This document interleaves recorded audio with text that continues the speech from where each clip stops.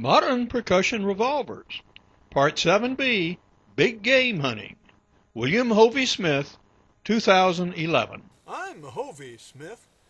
It is now almost 2 o'clock in the afternoon, and I've been up since 5 o'clock this morning, and we are hunting at the convergence of 5 game paths on the very corner of one of my food plots.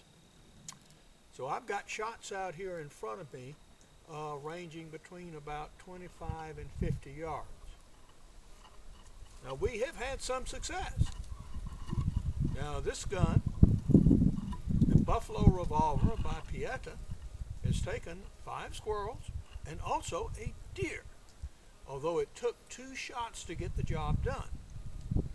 One shot hit in the spine and knocked the deer down. It struggled to get up, and then I shot it again through the heart, and that killed it. Now this illustrated the utility of the percussion revolver, in that you do have multiple shots. Now the percussion revolver does have some inherent problems. You notice that this revolver is cocked. This is very, very dangerous.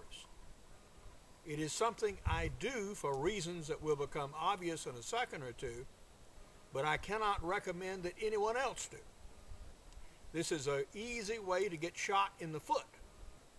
Or if the gun falls from a tree stand, it will almost surely detonate when it hits the ground if it falls in a cocked position. Why do I do such a dangerous act? This is why.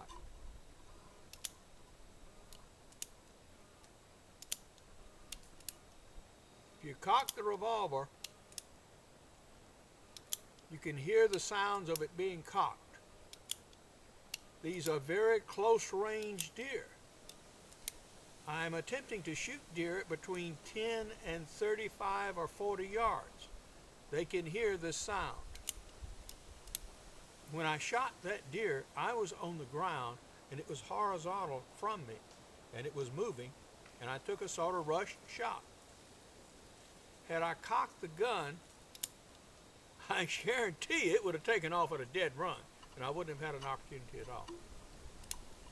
With other single-shot pistols, muzzle-loading pistols, you may silent cock the gun. That is, you can cock it without making a sound. That is not an option with these revolvers. Now this is the Ruger Old Army.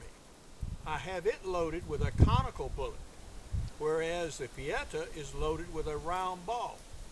Now this is a much more powerful load, but it illustrates another problem with these pistols. They are shiny. If I were going to design the ideal hunting percussion revolver, it would have a black matte finish and not be shiny. This is another one of my close-range setups for both crossbow and pistol. You'll notice in the middle background a small puddle of water.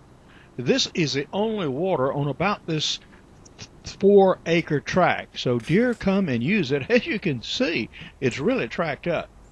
So this is another one of the places I go. This is actually where I shot that first doe. You see a tree in the center far of the photo? Well, in front of that tree is about where I shot that deer.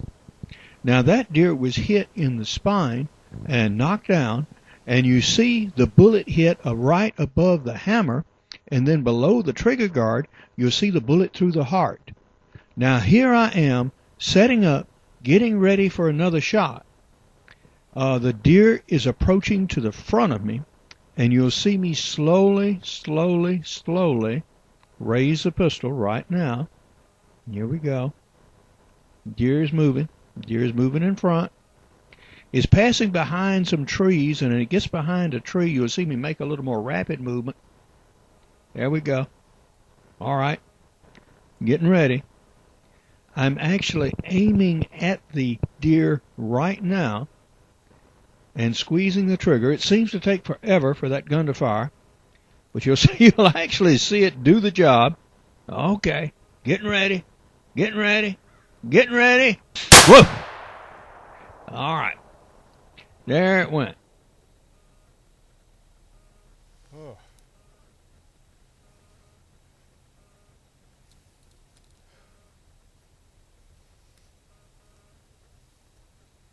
Well, folks, whee.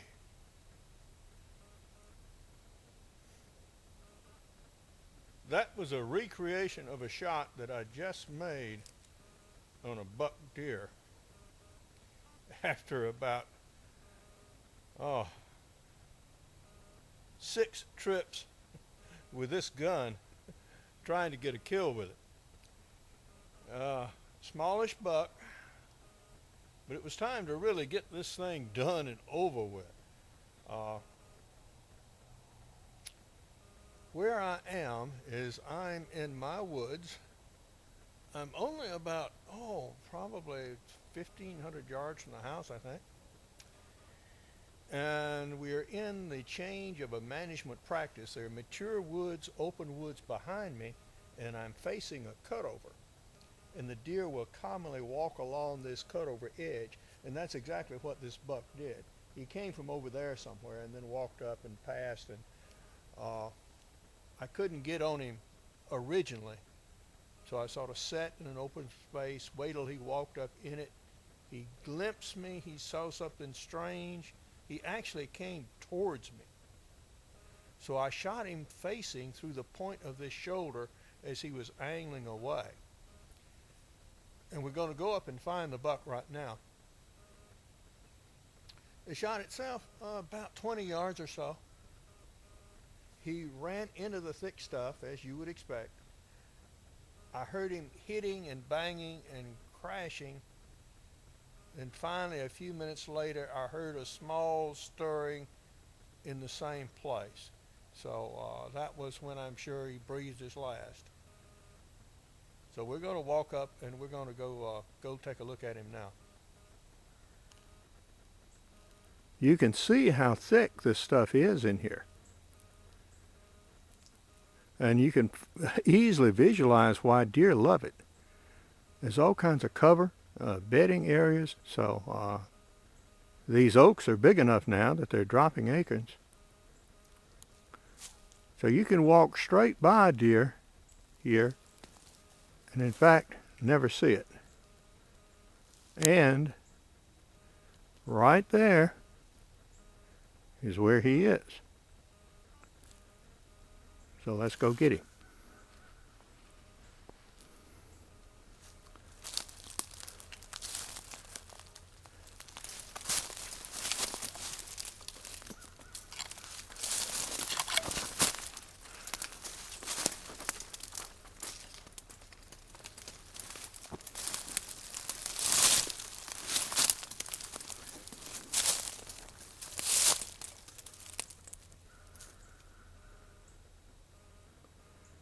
A little buck. I don't normally shoot bucks this size, but it was time I got a deer killed with this gun. I would normally pass on him, but wow, it was time for me to get this thing done and over with so I can get on to something else. The bullet hole you see above the leg, now that's the exit wound. So the bullet penetrated the deer at an angle and went through, more or less a foot of deer right there. Whoa. So we're glad to have him. Finally, my my quest is over with. And so we're going to go back and get the sled and let the dogs have a look and see if they can find it. A little exercise I do with them just to keep them in practice. And, well, we got deer processing to do today. Well, we got the deer out to the woods and back to the trail. And, of course, this was a Ruger Old Army that did it in. And this was the bullet, Kato Ojama's 240 grain lead bullet. And it penetrated the point of the shoulder about here and then went diagonally through the deer at this direction. Now, revolvers, being revolvers, have more than one shot. So I still had several chambers loaded. on the way out, guess what? I also took a squirrel.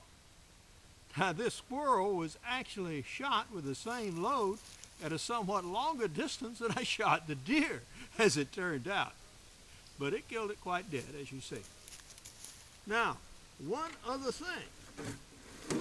This sled, a very useful thing. I have found nothing better for getting deer out of thick woods like this. It's very, very lightweight. It was once sold by Sportsman's Guide, but they discontinued it several years ago.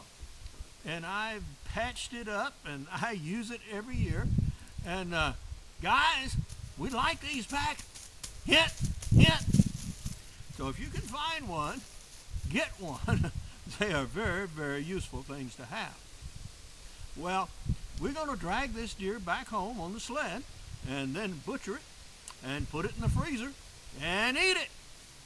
Thank you for joining me on my adventures with the Percussion Revolvers. Well, I hope you've enjoyed the series and got a lot out of it. These are seriously capable guns. In case you're just joining us, these are the guns we've talked about in this series.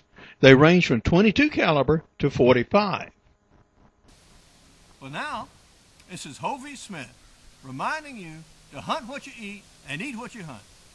Be legal, be safe, be ethical, goodbye, and God bless. As you might suspect from somebody who writes a book like Backyard Deer Hunting, Converting Deer to Dinner for Pennies per Pound, I eat my deer, and here's one dish I cook from it. Now, for more information on percussion revolvers. In my previous series of 6 videos, I take you through the selection of the guns, shooting, cleaning, loading, and also small game hunting. So I take you through those. Now, more information can be found on my blogs. Now, you get to these by going to my website, www.hoveysmith.com. Now, you'll also find a radio show, Hovey's Outdoor Adventures. And I had 2 episodes in 2011 on handgun hunting. My newest book, Extreme Muzzleloading, will be out soon. Good hunting and good eating from the outdoors.